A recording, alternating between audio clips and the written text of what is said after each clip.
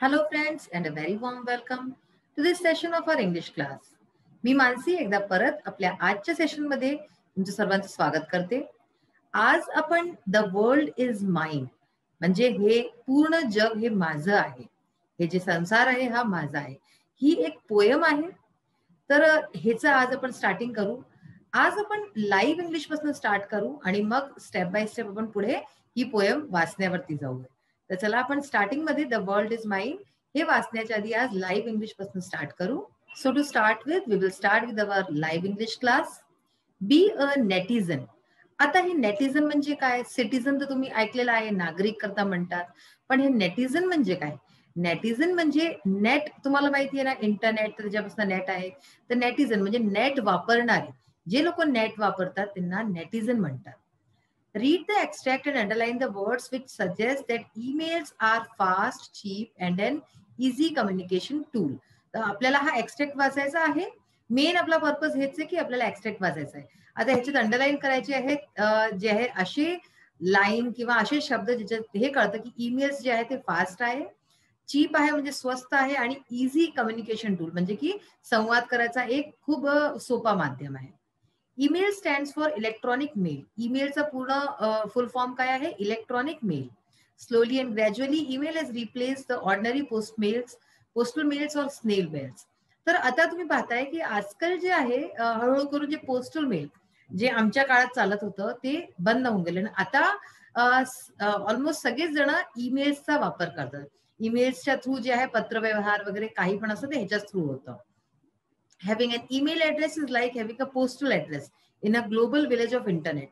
तर आजकालच्या टाइमला काय आहे की ईमेल ऍड्रेस असणं म्हणजे की पोस्टल ऍड्रेस सारखंच आहे या ग्लोबल विलेज ऑफ इंटरनेटमध्ये, म्हणजे पूर्ण विश्वाला जे जोडून ठेवतं अशा प्रकारचं global village.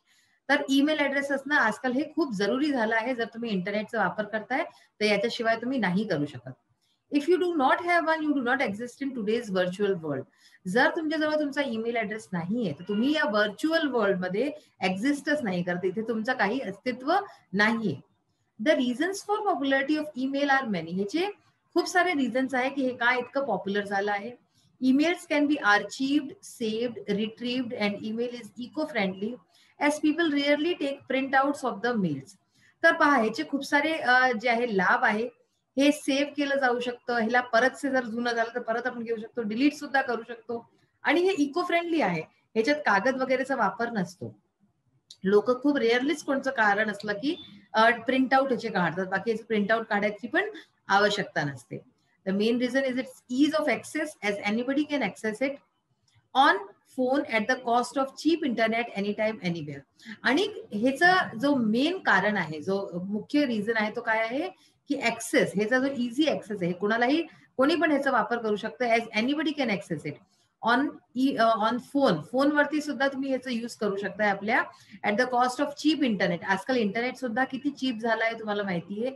Any time anywhere, कुठेही बसलेले असा तुम्ही आणि कोणत्याही ठिकाणी असा, हे तुम्ही कोणत्याही वेळेस करू शकता ह्याचा वापर. अशाच प्रकारे email writing is easy but it's different from writing text messages. तर ईमेल रायटिंग फार इझी असते, सोपी असते. ह्याच्यात तुम्हाला टाईप करायचं असतं, टेक्स्ट मेसेज सारखं लिहायचं नसतं. Text message is informal and a rapid sharing of thoughts between two acquaintances. तर टेक्स्ट मेसेज काय असते? एक इन्फॉर्मल प्रकार असतो आणि थॉट्सचा आदान प्रदान करतात ह्याच्यामध्ये. Emails are written and read by professionals. Emails जे आहे ते जास्त तर प्रोफेशनल्स जे असतात त्यांच्यामध्ये ह्याचा यूज होतो. हाऊएव्हर बोथ अराइव्ह इन इनबॉक्स. इनबॉक्समध्येच याचा अरायव्हल होतो. पण जे आहे जसं पोस्टल कोणतं लेटर येतं तर ते तुमच्या पत्त्यावरती येतं, ह्याचं इनबॉक्स मध्ये तुमचं ईमेल मध्ये येतं. Like a citizen has his own home address, let sign up for the email and be a netizen. तर जशा प्रकारे एक सिटीजनचा एक घराचा ऍड्रेस असतो तशाच प्रकारे एक ईमेल ज्याचा असतो, sign up for the email and be a netizen. तर अशाच प्रकारे कशा प्रकारे साइन अप करायचं, कसं करायचं हे आता इथे सगळं दिलेलं आहे. There are many free email service providers like Google, Yahoo, Outlook, Rediff, iCloud etcetera. तर हे सगळे याचे मेन जे आजकाल जे चालतात, गुगल, याहू, आउटलुक, रेडिफ, हे ह्याचे जे आहेत सर्व्हिस प्रोव्हायडर्स आहेत. म्हणजे ह्याच्यात कशा ना कशा एक मध्ये तुमचं ईमेल आयडी बनू शकतं. नेक्स्ट पहा, follow these 5 simple steps to write an effective email. एक चांगला इफेक्टिव्ह ईमेल लिहिण्याकरता तुम्हाला इथे स्टेप्स दिले आहेत की कसं लिहायचं. Click compose to start writing email. Email कसं लिहायचं, कंपोज हा बटन जर तुम्ही दाबला तर ह्याच्याने तुम्ही ईमेल लिहू शकताय. Steps for writing a formal email. तर स्टेप्स काय आहे ह्याचे बघा. Begin with a greeting. ग्रीटिंगने स्टार्ट करायचं. Example dear Sunil, dear sir madam. ठीक आहे, कोणाचं नाव जर तुम्ही लिहिताय तर त्याचं नाव, किंवा तुम्ही ऑफिशियल आहे काही सर मॅडम करून लिहू शकताय. थँक द रेसिपियंट, म्हणजे त्याला प्राप्त करता त्याला थँक करायचं. इफ यू आर रिप्लाईंग, जर तुम्ही कुणाला रिप्लाय करताय, उत्तर देताय कोणत्या लेटरचं है ना, कोणत्या ईमेलचं, तर त्याला थँक्यू म्हणायचं. Thank you for contacting. ओके, की तुम्ही कॉन्टॅक्ट केला ह्याच्याकरता धन्यवाद. If you got a reply say thank you for your prompt reply. आणि जर तुम्ही काही त्याला विचारले आणि त्याचा रिप्लाय तुम्हाला समोरून आलाय, तुम्हाला उत्तर आले, तर तुम्ही काय लिहाले की थँक्यू, धन्यवाद तुमच्या एवढ्या लवकर रिप्लाय करता. State your purpose. तुमचं काय पर्पज आहे, उद्देश काय आहे मेल लिहायचं, हे लिहायचं. For new email begin by saying I am writing in reference to. आता सपोज तुम्ही फर्स्ट टाइम कुणाला मेल करताय कोणत्या कारणाने, तर तेव्हा तुम्ही अशा प्रकारे स्टार्ट कराले, I am writing in reference to. की सपोज तुम्ही जॉब करताय है ना, जॉब मध्ये लिहितात की एक ईमेल तुम्ही आपलं धाडा, म्हणजे बायोडेटा वगैरे ईमेल वरती धाडा, तर बायोडेटा बरोबर आपण एक लेटरही लिहितो. तर I am writing in reference to your advertisement, अशा प्रकारचं लिहितात. Add your closing remarks. शेवटी तुम्ही क्लोजिंग रिमार्क्स लिहिता. थँक्यू फॉर, आणि असं I look forward to hearing from you, म्हणजे की मी फॉरवर्ड पाहतोय की तुम्ही मला उत्तर द्यायला, आम्हाला काही पॉझिटिव्ह आन्सर्स येतील. And with the closing. आता क्लोजिंग मध्ये कसं असतं, best regards, sincerely, thanks and regards etcetera. अशा प्रकारे तुम्ही क्लोजिंग करू शकता. Steps for sending an email. आता स्टेप्स काय आहे ईमेल सेंड करायची. Write proper mail I D in to. आता टू मध्ये तुम्ही कोणाला ज्याला धाडताय त्याचं ईमेल आय डी तुम्हाला इथे नीट प्रकारे लिहायचं आहे. Use a short and accurate subject line. Subject करता एक लाईन असं, तिला जितक्या मिनिमम वर्ड्स मध्ये असू शकतं तेवढं लिहायचं आणि एका लाईनीत ते लिहायचं. Click send button to send the email. आणि जेव्हा तुम्ही सगळं आपलं लिहून द्याल त्याच्यानंतर लास्टमध्ये सेंड बटनला तुम्हाला दाबायचं आहे. You can view the send email in send folder. तुमचा लेफ्ट हँड साईडला एक फोल्डर असतो इनबॉक्सचा, त्याच्यामध्ये तुम्ही बघू शकता की सेंड फोल्डर मध्ये जाऊन की तुमचा ईमेल गेला की नाही गेला. आता अशा प्रकारे पहा. Read the following sample emails formats and prepare your on. तर इथे सॅम्पल ईमेल फॉर्मॅट दिलाय पहा. अशा प्रकारे असतो ते सीज मेल म्हणून दिलेला आहे. सपोज जीमेल असतं है ना, गुगल असतं असं. तर बघा, to new era book publication. To मध्ये जिथे तुम्हाला ज्यांच्याकडे धाडताय त्यांचं नाव, मग सीसी म्हणजे त्यांचं प्रिन्सिपल आयडियल हायस्कूल सांगली. तर अशा प्रकारे तुम्ही ज्याच्या नावाने करताय. मग अशाच प्रकारे सब्जेक्ट ऑर्डर फॉर बुक्स. ठीक आहे ना, तर सब्जेक्ट दिला तुम्ही, मग सर मॅडम, आणि तुम्ही एक ऑर्डर प्लेस केला. We wish to place an order for the latest edition of the following books for our school library. आणि मग तुम्ही सगळं त्याच्यामध्ये लिहिलं. विषय thank you to dispatch the above by courier at your earliest. आणि जितकं तुम्हाला काही लिहायचं, थँकिंग यू सिन्सिअरली लायब्रेरियन, हे सगळं तुम्ही लिहिलं. आणि पहा इकडे कंपोज मध्ये पहा, इनबॉक्स 3. इनबॉक्स मध्ये 3 मेसेजेस पडले. याचा अर्थ काय, इनबॉक्स मध्ये 3 पडलेत. Draft, sent, trash. तर इथे सेंट मध्ये जर तुम्ही दबाले तर याच्यात तुम्हाला दिसून जाईल की तुम्ही कोणते कोणते मेसेज तुम्ही सेंड केलेले आहेत. तर अशा प्रकारे पहा.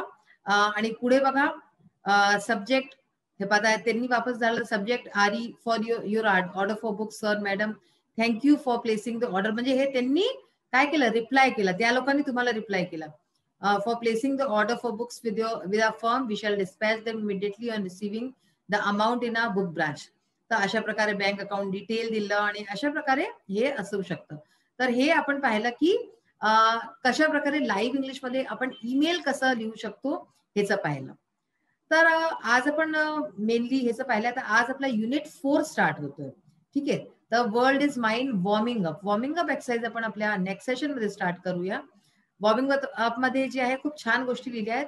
तर आपण जिथवरी नेक्स्ट सेशन मध्ये नाही भेटत तिथवरी तुम्ही हे सगळं वाचा एकदा आणि याला समजायचा प्रयत्न करा. तर तुमची पोयम जी आहे द वर्ल्ड इज माइंड, ह्याचा इंग्लिश वर्कशॉपचं आपण एक्सरसाइज स्टार्ट करणार आहे. इंग्लिश वर्कशॉप मध्ये ह्याच्या फार साऱ्या एक्सरसाइजेस आहेत, म्हणून आपण आजपासून याला स्टार्ट करतोय. तर फर्स्ट क्वेश्चन आहे याच्या, complete the following after reading the poem. Poem वाचल्यानंतर आपल्याला हे लाईन्स काही कम्प्लीट करायचे आहेत. आपण आज करून घेऊया. जेव्हा तुम्ही पोयम वाचाले त्यानंतर परत बघाले की ह्याच्यात आपण हे कसे भरले आहेत आणि कशा प्रकारे यांना भरायचंय. The poet saw a lovely girl hobble down the aisle. तर हे तुम्ही आत्ताही आपली जर पोयम उघडाले, आता जर टेक्स्टबुक उघडाल तर तुम्हाला दिसेल की हे द एसल इथे लिहिलेलं आहे. The poet wanted to buy from the lad some sweets. Next आहे म्हणजे की त्या मुलाकडनं काय विकत घेणं चाहत होता, थोडेसे स्वीट्स म्हणजे मिठाई, चॉकलेट्स वगैरे. The poet told the boy to join others to play but he couldn't hear. पोएटनी त्या मुलाला म्हटलं की तो अनेक मुलांना जॉईन करे खेळाय करता, पण तो काही ऐकू शकला नाही. म्हणजे ह्याच्यात काय आहे की अशी मुला मुलींची गोष्ट सांगितली गेली आहे जे कोणी नीट चालू नाही शकत आहे, कोणी पाहू नाही शकत, कोणी ऐकू नाही शकत, पण तरी सुद्धा ते लोक कशा प्रकारे आपली लाईफ चांगल्यानी जगतात. नेक्स्ट आहे the poet request God to forgive him. The poet जे आहे देवाला रिक्वेस्ट करतो, देवाला विनंती करतोय की तो त्याला क्षमा करे. नेक्स्ट आहे what does the poet mean when she says the world is mine. The poet जी आहे ती काय म्हणणं चाहते आहे जेव्हा ती म्हणते की द वर्ल्ड इज माइन, हे जग माझं आहे. Explain the importance of the title with reference to the poem. म्हणजे या पोएमच्या संदर्भामध्ये या टायटलचं महत्व सांगायचं आहे. The poet mean to say that we must count our blessings and be grateful for the good things in our life. आता पहा, हे आपण जेव्हा उत्तर वाचू तर तुम्हाला एक जे आहे समरी मिळून जाईल की ही पोएम ऍक्च्युली कसल्याबद्दल आहे. तर ह्याच्यामध्ये पोएट हे म्हणणं चाहते या टायटलच्या थ्रू की आपल्याला देवाची जे आहे खूप ग्रेटफुल असलं पाहिजे.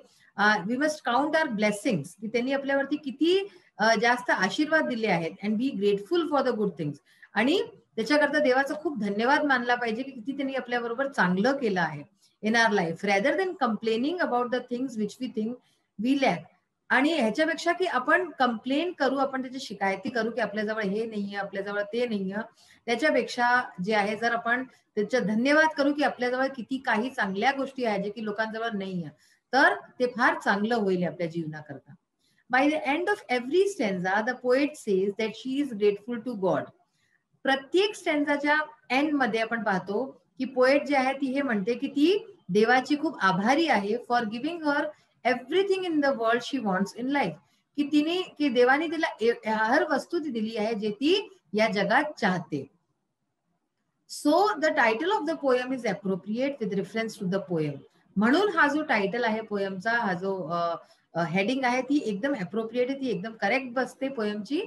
It gives the gist of the poem contentment is happiness. कारण की हे वाचून आपल्याला हे एक शॉर्ट मध्ये कळून जातं की काय आहे कंटेंटमेंट इज हॅपीनेस. कंटेंटमेंट म्हणजे काय असतं, संतुष्टी. जर आपल्याला संतुष्टी असली तरच आपण सुखी राहू शकतो. हे संतुष्टी सुख आहे.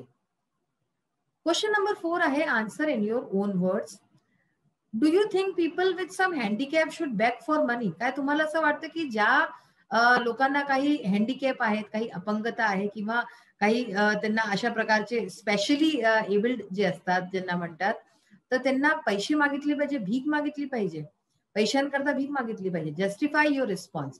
आणि आपलं तुमचं जेही उत्तर आहे ते जस्टिफिकेशन त्याचं द्या. No they should not beg for money. तर पहिलं तर नाही, त्यांना कुणालाही या जगात भीक नाही मागितली पाहिजे. Because God gifts them something extraordinary. कारण की अशा प्रकारचं कोणी व्यक्ती असतं तर त्याला देव काही ना काही एक जे आहे एक्स्ट्राऑर्डिनरी काही गिफ्ट देतं त्याला, with which they can earn their bread and butter, ज्याच्यानी ते आपले जे आहे जीविकोपार्जन करू शकतात. Working even in hard conditions is better than begging. खूप जास्त कठीणाईनी परेशानीने काम केलेलं तरी पण बरं असेल भीक मागण्यापेक्षा. म्हणजे भीक मागणं तर अगदीच खराब असतं. The handicapped can utilize some of their gifted qualities for living normal life, not very different from the rest. तर जे अशा प्रकारचे जे हँडिकॅप लोक असतात ते आपल्या या ज्या क्वालिटीज आहेत त्यांच्या काही ना काही क्वालिटीज आहेत देवानी दिलीच असेल त्यांना, तर त्याचा यूज केला पाहिजे एक नॉर्मल लाईफ जे आहे करता, आणि not very different from the rest. आणि लोकांपेक्षा जसे नॉर्मल लोक राहतात तशाच प्रकारचा जगायचा प्रयत्न केला पाहिजे. याला एक एक्झाम्पलनी समजा की बहुतेक तुम्ही पाहिलं असेल की जसं जे लोक ब्लाइंड असतात ना, जे लोक व्हिज्युअली इम्पेअर्ड असतात, दिसत नाही ज्यांना किंवा कमी दिसत, ते लोक बहुधा गाणं म्हणतात, खूप सुंदर गाणं म्हणतात. तर हे काय देव त्यांना एक जे आहे किंवा संगीतात खूप हुशार असतात ते लोक, काही ना काही छान संगीताच्या क्षेत्रात करतात. तर हे देव त्यांना काय गॉड गिफ्ट देतं की एक वस्तू छिनली आहे तर एक वस्तू काही चांगलं ते करतात. मग आहे व्हॉट इज बेटर, काय जास्त बेहतर आहे. To completely take over the work and responsibility of a disabled person in order to help. काय हे ठीक आहे की कोणी अशा प्रकारचं डिसेबल्ड पर्सन आहे तर तुम्ही त्याची पूर्ण रिस्पॉन्सिबिलिटी घेऊन घ्या, कोणी त्याला पूर्ण आपल्यावरती निर्भर बनवून द्या, किंवा encourage such a person to do it himself herself in a different way. किंवा हे जास्त चांगलं राहील की तुम्ही अशा प्रकारच्या माणसाला एनकरेज करा, साहस द्या की तो आपले कामं स्वतः करे. Justify your choice. तर आपल्या चॉईसला जे तुम्ही याच्यातून सांगताय त्याला जस्टिफाय करा. It is better that we should encourage a disabled person to do something in his her life. तर आपल्याला जास्त बेहतर काय होईल की त्याला कुणावरती डिपेंड न करता त्याला म्हणायचं की स्वतः तू आपले कामं कर, त्याला ह्याच्याकरता एनकरेज करायचं, त्याला ह्याच्यामध्ये हेल्प करायची, ना की त्याचे सगळे कामं करून त्याला जे आहे पूर्णतः अपंग बनवायचं. कारण की ते जास्त बरं राहिले. Besides his her handicap God blesses him her with extraordinary power with which he she can work. तर त्याचा जो काही हँडिकॅप आहे, ज्याच्यात त्याची कमतरता आहे, त्याला देवानी त्याच्याशिवाय पण काहीतरी चांगलं काही दिलं असेल, त्याच्यामध्ये पॉवर दिलाय ज्याच्याने की तो काम करू शकतो, तो किंवा ती काम करू शकतो. अँड अर्न मनी, आणि पैसे सुद्धा कमावू शकतात. And respect in their life, आणि अशा प्रकारे सन्मान सुद्धा पाहू शकतात पूर्ण जिंदगीमध्ये. To completely take over the responsibility of a disabled person in order to help. जर आपण पूर्णतः त्याची रिस्पॉन्सिबिलिटी घेऊन घेतली, पूर्णतः जे आहे त्याला आपल्यावरती अवलंबून होऊन जाईल, तो त्याची मदत करता in order to help will make him her dependent. तर तो काय होऊन जाईल, आपल्यावरती निर्भर होऊन जाईल all his her life, and she will live helpless. तर तो आपल्यावरती डिपेंड होऊन जाईल आणि कधीच तो आहे जे आहे आत्मनिर्भरतेने नाही जगू शकत आणि हेल्पलेस राहिले. And disgraceful life through out, आणि अशा प्रकारे तो असन्माननीय जीवन जिएल. तर अशा प्रकारे आज आपण लाईव्ह इंग्लिश मध्ये पाहिलं की ईमेल कसा कंपोज करायचा.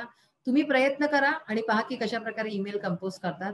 आणि जे इंग्लिश वर्कशॉप जे एक्सरसाइज स्टार्ट केले आहेत त्यांना पोयम वाचा स्वतःहून आणि पाहायचा प्रयत्न करा की ते कसे आहेत क्वेश्चन आन्सर्स वगैरे, आणि त्यांना लर्न करा. आजचा क्लास आपला इथेच फिनिश होतो. नेक्स्ट क्लासमध्ये परत भेटूया. Be healthy, be happy, be safe. Till then bye.